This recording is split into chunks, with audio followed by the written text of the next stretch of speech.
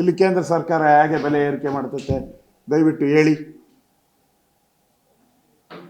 ಆಯಿತು, ನಾನೊಂದು ಸವಾಲ್ ನಿಮಗೆ, ಮುಖ್ಯಮಂತ್ರಿಗಳಿಗೆ ಒಂದು ಸವಾಲ್.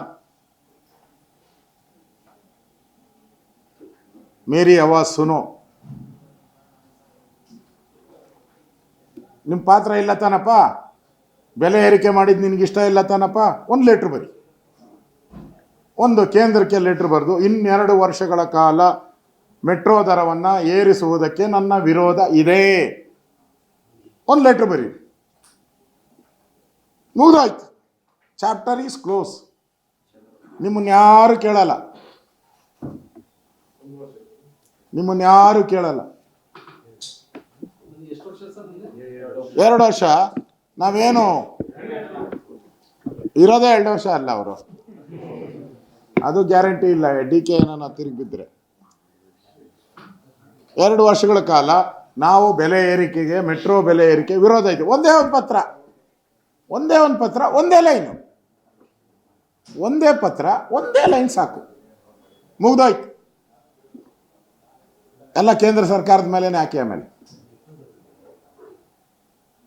ಮಾಡೋದು ಅನಾಚಾರ, ಮನೆ ಮುಂದೆ ಬೃಂದಾವನ ಅನ್ನೋ ರೀತಿ ಕೇಂದ್ರ ಸರ್ಕಾರ ಪಾತ್ರ. ಇಷ್ಟು ಡೀಟೇಲ್ ಆಗಿ ಹೇಳಿದ್ದೀನಿ. ಸಿದ್ದರಾಮಯ್ಯನವರು ಇವತ್ತು ಅದೇನೋ ಕೇಂದ್ರಕ್ಕೆ ಅಧಿಕಾರ ಇಲ್ಲದೆ ಹೆಂಗೆ ಸ್ಟಾಪ್ ಮಾಡಿದ್ರು ಅಂತ ಹೇಳಿದ್ದಾರೆ. ಕಂಪ್ಲೇಂಟ್ ಹೋಗಿದೆ. ಈಗ ಹೈಕೋರ್ಟ್ ಆರ್ಡರ್ ಆಯ್ತಪ್ಪ, ಸುಪ್ರೀಂ ಕೋರ್ಟಲ್ಲಿ ಸ್ಟೇ ಮಾಡೋಕ್ಕೆ ಅಧಿಕಾರ ಇದೆ.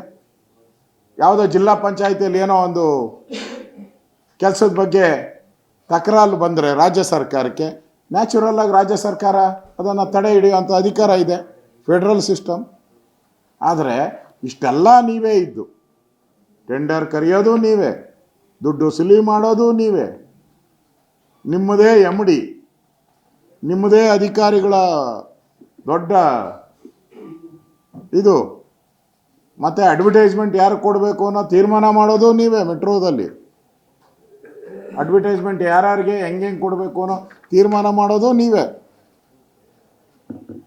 ಇಷ್ಟೆಲ್ಲ ಇದ್ದು ಕೇಂದ್ರ ಸರ್ಕಾರದ ಮೇಲೆ ಗೂಬೆ ಕೂರಿಸುವಂಥ ಪ್ರಯತ್ನವನ್ನು ಮಾಡಬೇಡಿ. ಹಿಂದೆ ಸಿದ್ದರಾಮಯ್ಯನವರು ಒಂದು ಟ್ವೀಟ್ ಮಾಡೋರು ನೋಡಿ. Siddaramaiah,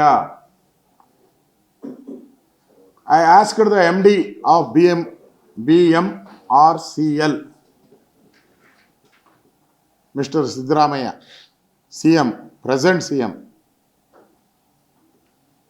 to urgently address this issue and reduce the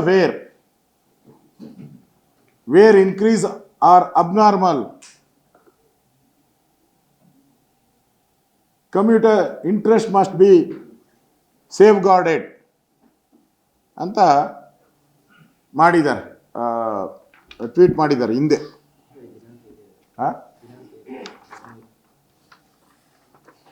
February 13, 2025,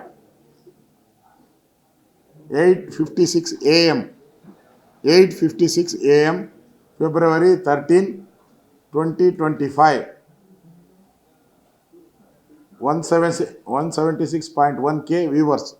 ಇಷ್ಟು ಜನ ವ್ಯೂವರ್ಸ್ ಮಾಡಿದ್ದಾರೆ. ಅದು ಇದು ಅವ್ರದ ಟ್ವೀಟ್. ಕೇಂದ್ರ ಸರ್ಕಾರಕ್ಕೆ ಹೆಂಗೆ ಅಧಿಕಾರ ಇದೆ ಅಂತ ಕೇಳಿದ್ರಲ್ಲ, ಸ್ಟೇ ಮಾಡಿರೋದಕ್ಕೆ. ನಿಮ್ಗೆ ಹೆಂಗೆ ಅಧಿಕಾರ ಇದೆ? ರಿಡ್ಯೂಸ್ ಮಾಡಿ ಅಂತೇಳಿ MDಗೆ ಆರ್ಡರ್ ಮಾಡೋಕ್ಕೆ ನಿಮ್ಗೆ ಹೆಂಗೆ ಅಧಿಕಾರ ಇದೆ? ಅದೇ ಅಧಿಕಾರ ಕೇಂದ್ರದಿಂದ ಮಾಡಿದ್ದಾರೆ. ಕಂಪ್ಲೇಂಟ್ ಬಂದಿದೆ, ಸ್ಟೇ ಮಾಡಿ ಅಂತ ಹೇಳಿದ್ದಾರೆ.